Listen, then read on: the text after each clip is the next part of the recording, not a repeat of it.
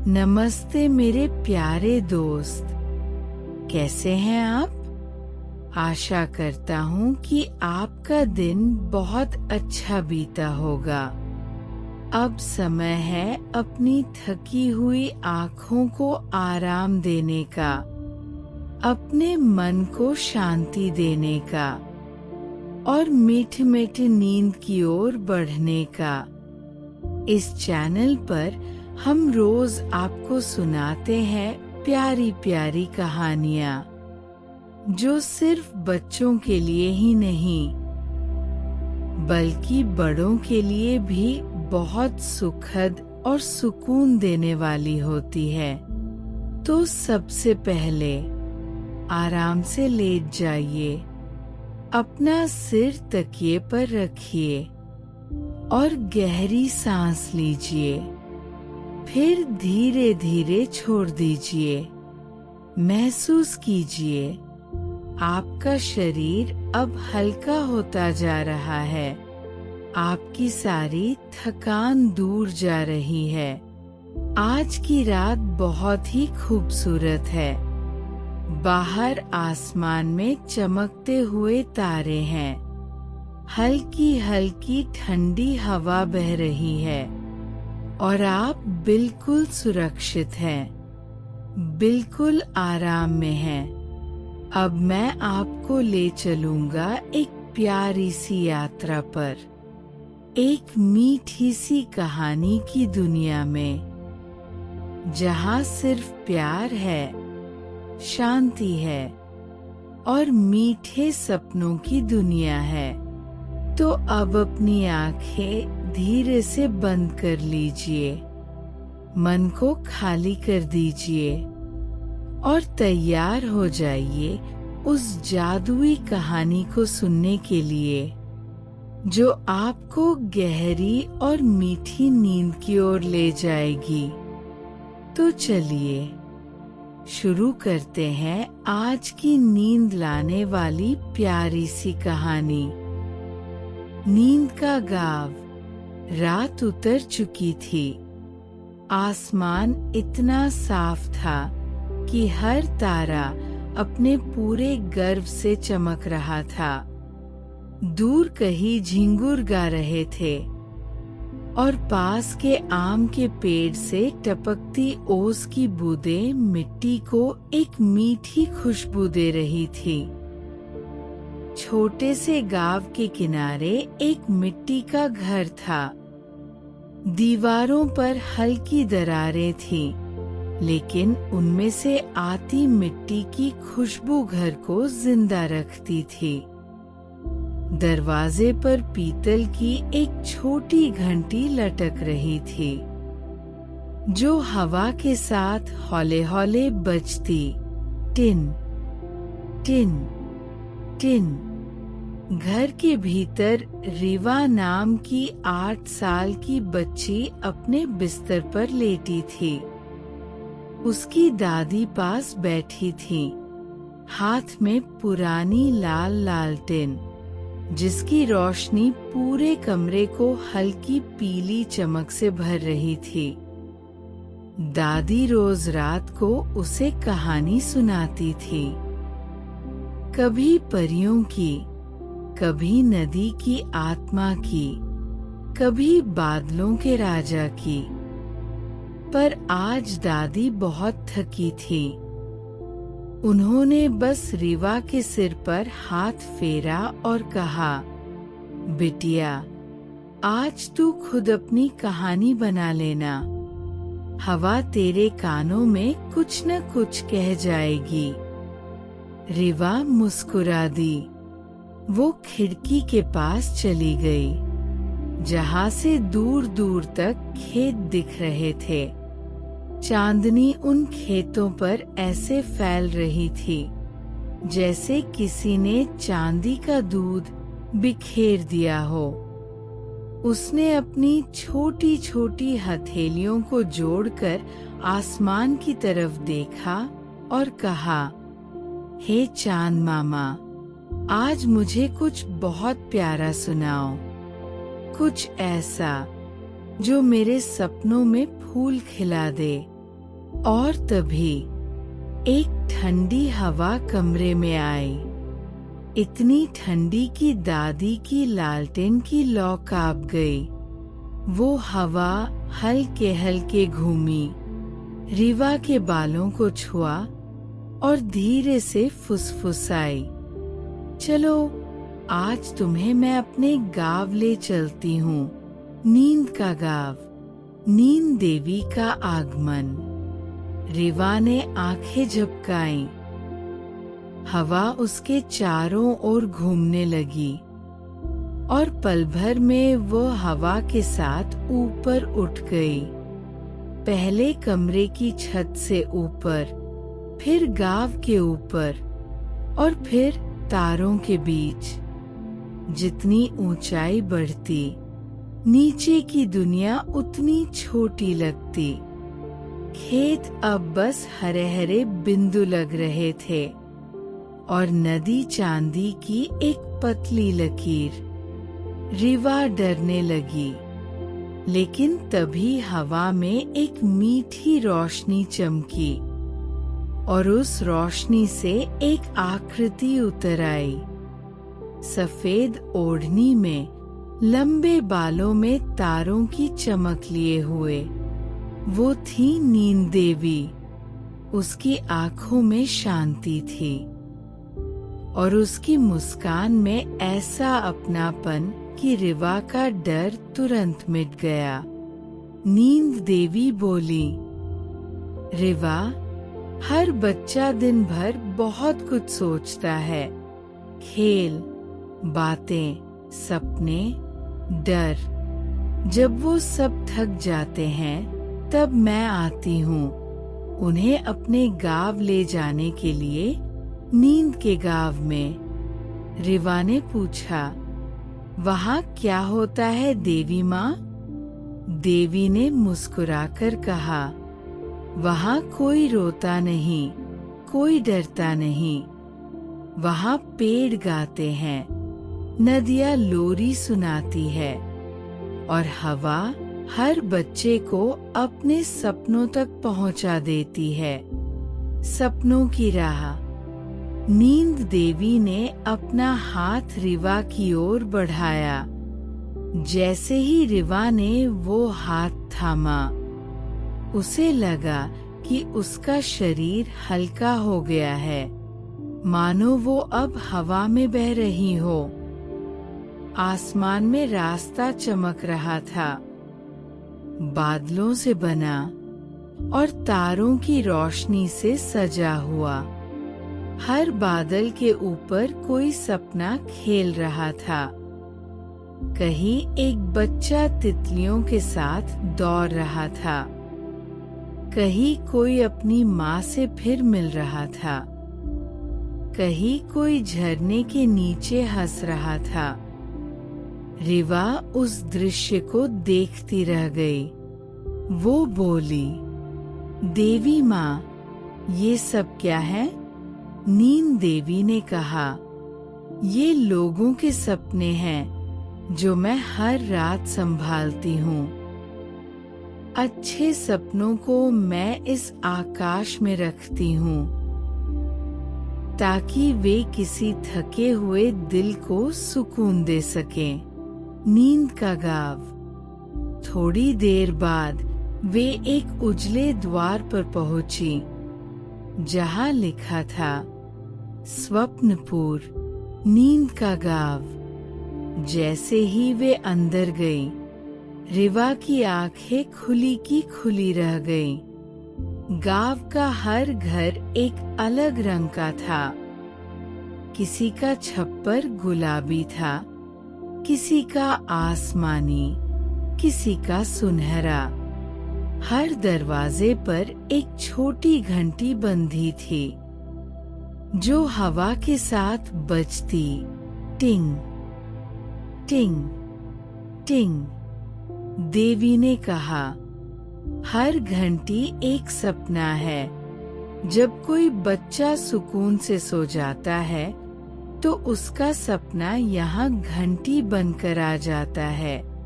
जब वो सुबह उठता है, घंटी बजती है और सपनों की खुशबू हवा में फैल जाती है। रिवा ने देखा कि वहाँ नदियाँ थीं जो दूध की तरह सफेद थी।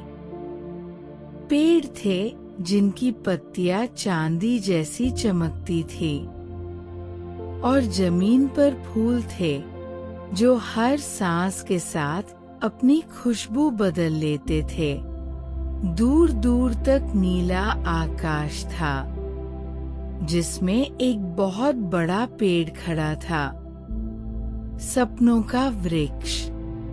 उसके हर पत्ते पर एक सपना टंगा था, किसी में हंसी, किसी में यादें, किसी में आशाएं। नींद देवी ने कहा, जब लोग अपने अच्छे कर्मों से दिल साफ रखते हैं तो उनके सपने इस पेड़ पर आकर चमकने लगते हैं। रिवा ने पूछा, क्या मेरा सपना भी यहाँ है? देवी ने मुस्कुराया और कहा, नहीं, तेरा सपना तो अभी बन रहा है। रिवा का सपना। अचानक हवा चली। सपनों के वृक्ष के एक पत्ते से सुनहरी रोशनी झिलमिलाई। वो रोशनी नीचे उतरी और एक छोटी सी चिड़िया में बदल गई।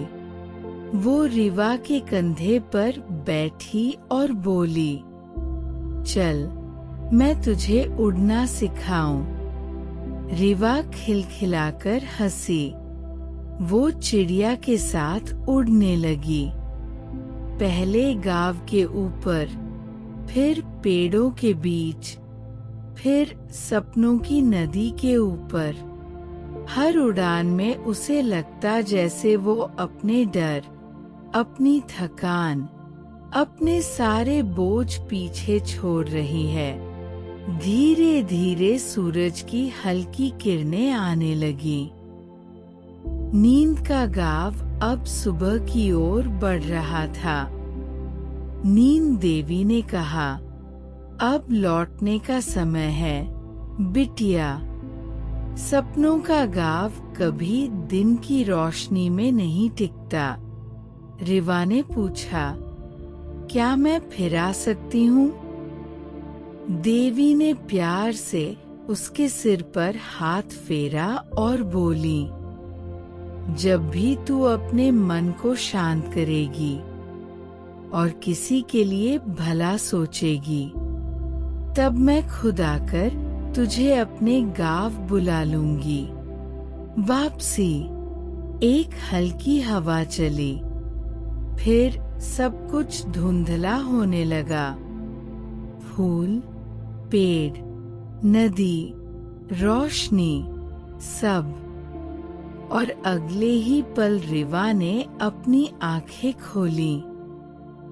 वो अपने बिस्तर पर थी। दादी अब गहरी नींद में थी और खिड़की से आती चांदनी रिवा के चेहरे पर बिखरी थी। हवा अभी भी वही मीठी थी और बाहर वही घंटी बज रही थी, टिंग टिंग टिंग। रिवा मुस्कुराई। उसने आंखें बंद की और बुदबुदाई, धन्यवाद नींद देवी, मैं फिर आऊंगी अपने नींद के गाँव में। धीरे धीरे उसकी सांसें धीमी हुई, चेहरे पर मुस्कान ठहर गई और वो फिर से सपनों में उतर गई। वहीं जहाँ हर फूल कहानी कहता है, हर पेड़ लोरी सुनाता है और हर हवा सुकून बनकर बहती है। सुबह की हल्की रोशनी रिवा के चेहरे पर पड़ रही थी। वो अब भी मुस्कुरा रही थी। शायद नींद के गाँव की वो जादुई याद अब भी उसकी पलकों में बस गई थी।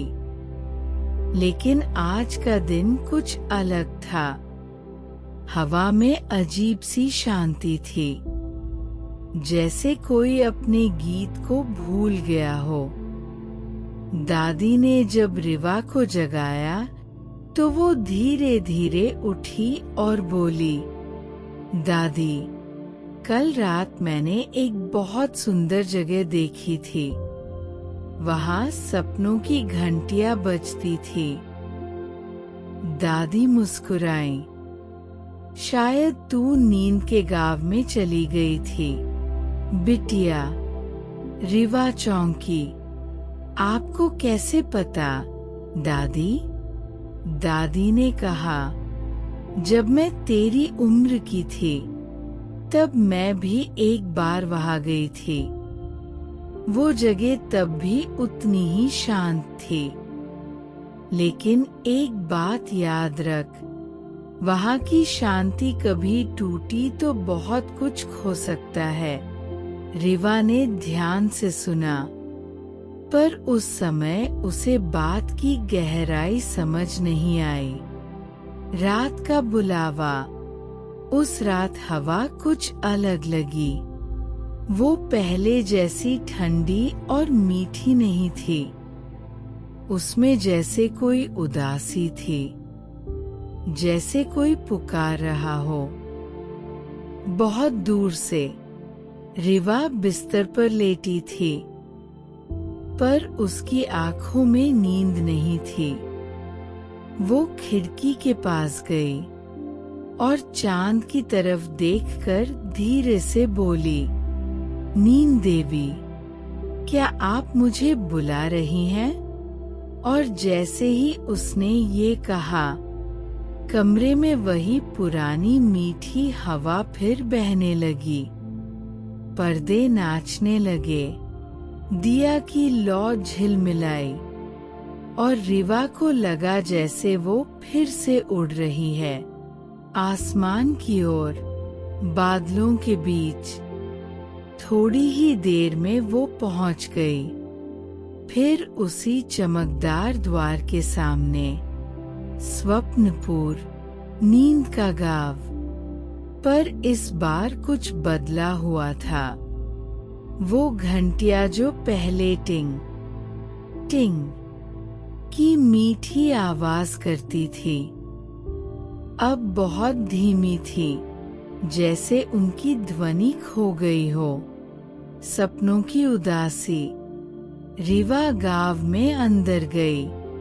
वही घर, वही नदियाँ, वही चमकदार फूल, लेकिन अब उनकी चमक मध्यम थी। फूलों की खुशबू भी आधी रह गई थी और हवा में एक अजीब सी बेचैनी थी। रिवा ने देखा कि सपनों का वृक्ष भी अब फीका हो गया है। उसके कुछ पत्ते सूख चुके थे और बहुत से सपने अब धुंध की तरह उड़ गए थे। वो दौड़ती हुई गई और पुकारा, नींद देवी, आप कहाँ हैं? और तभी नीले उजाले के बीच से नींद देवी प्रकट हुई। लेकिन इस बार उनकी आंखों में गहरी थकान थी। उन्होंने रिवा को देखकर कहा, तू आ गई। बिटिया, मुझे पता था तू जरूर आएगी। रिवा ने पूछा, देवी माँ, यहाँ क्या हुआ? सब इतना उदास क्यों है?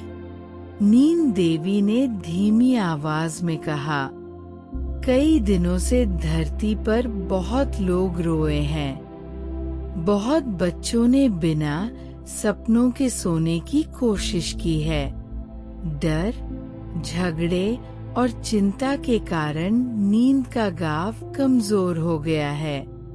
सपनों की सरगम खो गई है। रिवा बोली, मैं क्या कर सकती हूँ देवी माँ? नींद देवी ने कहा, सिर्फ वही बच्चा जिसके दिल में सच्ची मासूमियत है, इस सरगम को ढूंढ सकता है। ये सरगम कहीं इस गाँव में ही खोई हुई है। अगर तू उसे ढूंढ ले तो सपनों का गाव फिर चमक उठेगा। खोई हुई सरगम की खोज। रीवा निकल पड़ी।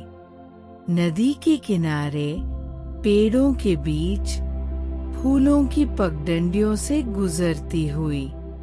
हर जगह उसने घंटियां बजाई, लेकिन कोई ध्वनि नहीं आई। फूलों से पूछा, क्या तुमने सरगम को देखा? फूलों ने सिर झुका लिया।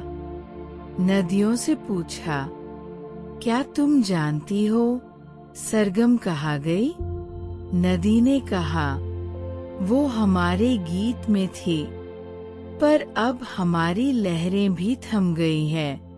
रीवा थोड़ी देर बाद एक पहाड़ी की ओर बढ़ी। वहां एक छोटी गुफा थी। अंदर अंधेरा और हवा की हल्की गूंज। वो गुफा में गई और उसे लगा जैसे कोई रो रहा है। उसने धीमे से पूछा, कौन है वहां? और एक बहुत ही कोमल, टूटती हुई आवाज आई, मैं ही हूँ, वो सरगम। लोग अब सपने देखना भूल गए हैं। रीवा का दिल भर आया। वो बोली, तू मत डर, मैं तुझे फिर से सब तक पहुंचाऊंगी। उसने अपने हाथों में वो सरगम की चमकती किरण को उठाया। वो गर्म भी थी और ठंडी भी, जैसे चांदनी और सूरज का मेल हो। सपनों की वापसी। जैसे ही रीवा गाँव लौटी, उसने सरगम को सपनों के वृक्ष की जड़ में रख दिया। धीरे धीरे पूरी धरती हिलने लगी।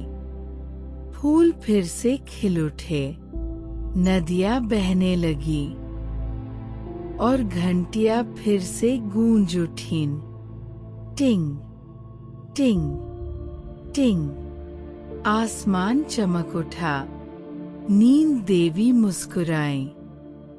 रीवा, तूने आज सिर्फ सरगम नहीं लौटाई, तूने दुनिया के बच्चों को फिर से सपनों की याद दिलाई है।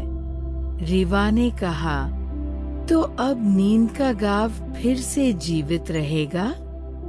देवी ने सिर हिलाया। हाँ, जब तक बच्चे मासूम हैं और जब तक कोई दिल सुकून से सांस लेता है, नींद का गाँव हमेशा रहेगा। रीवा मुस्कुराई। धीरे धीरे उसकी आंखें झपकने लगी और वह फिर से अपने बिस्तर पर थी।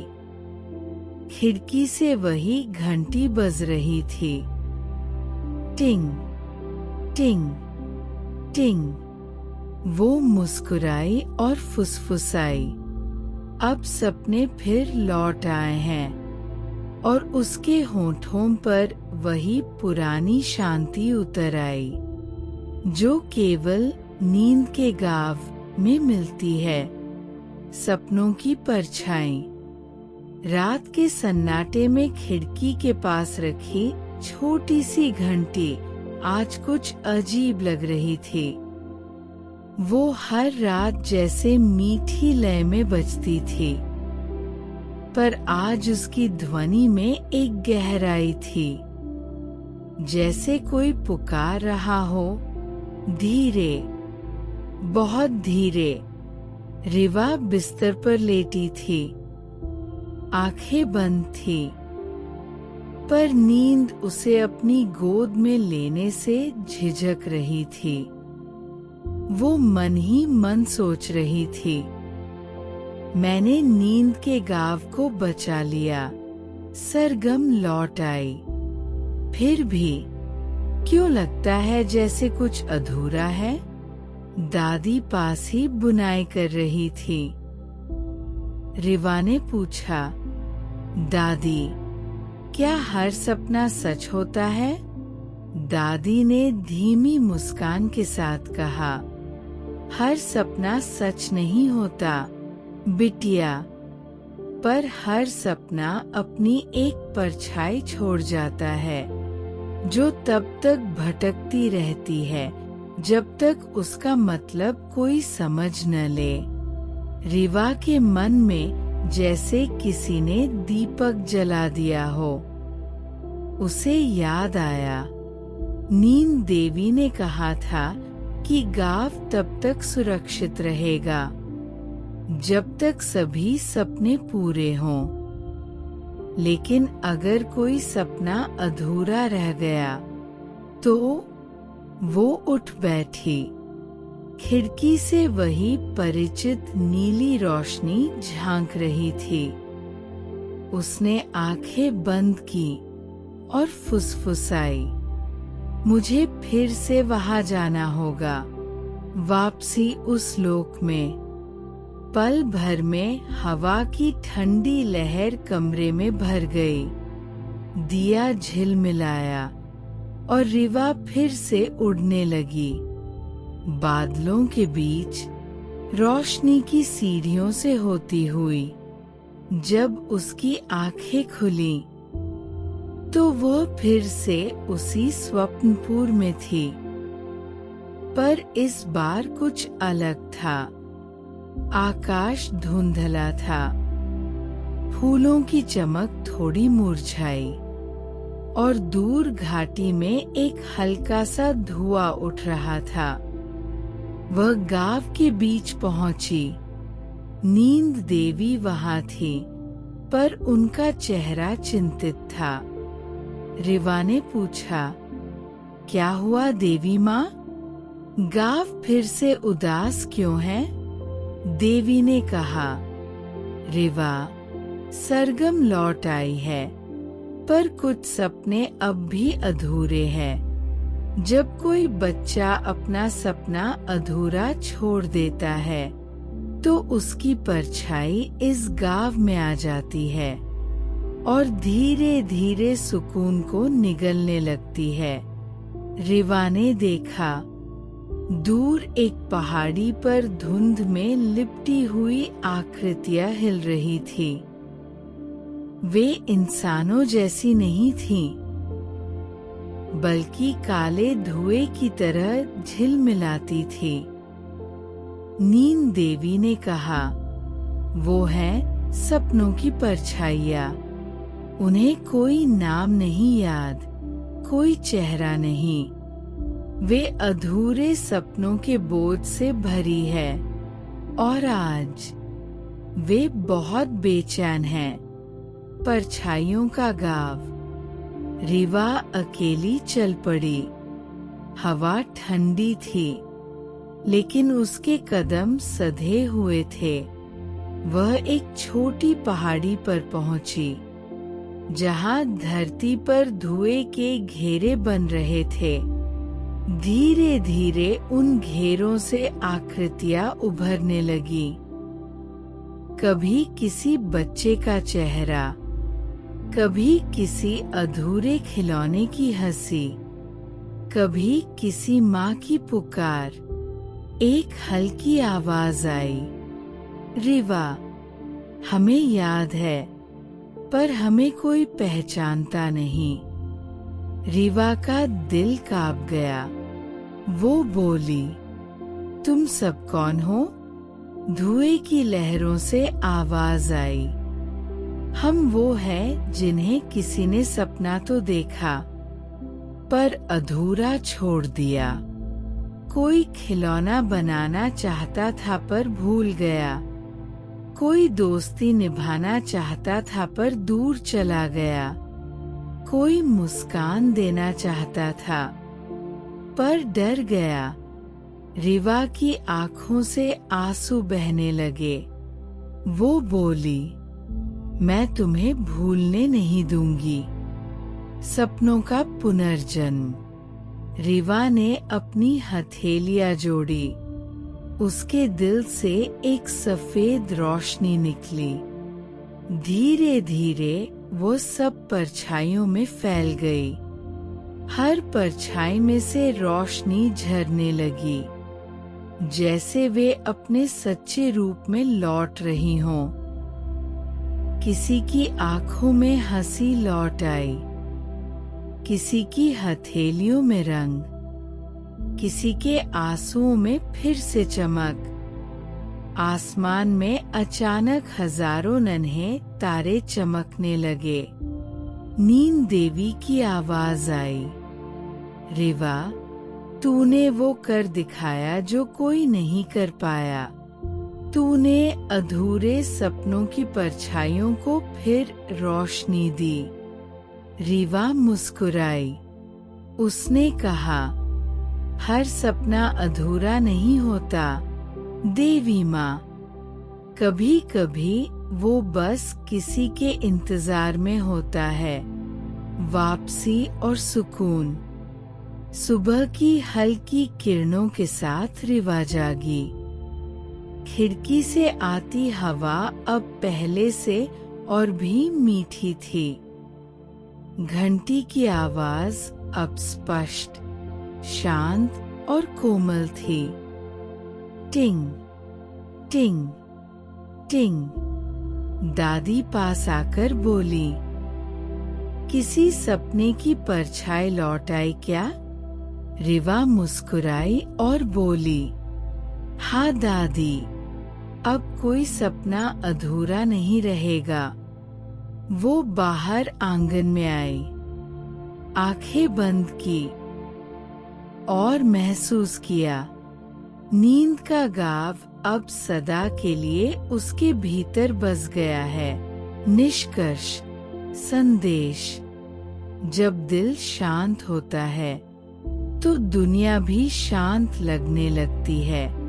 हर रात जब हम अपनी चिंताओं को थोड़ी देर के लिए छोड़ देते हैं, तो हम सबके भीतर एक नींद का गाव बस जाता है, जहाँ सुकून है, प्रेम है और सपनों की कोमलता है।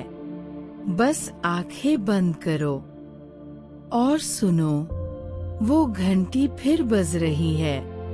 टिंग टिंग टिंग। नींद का गाव फिर तुम्हें बुला रहा है।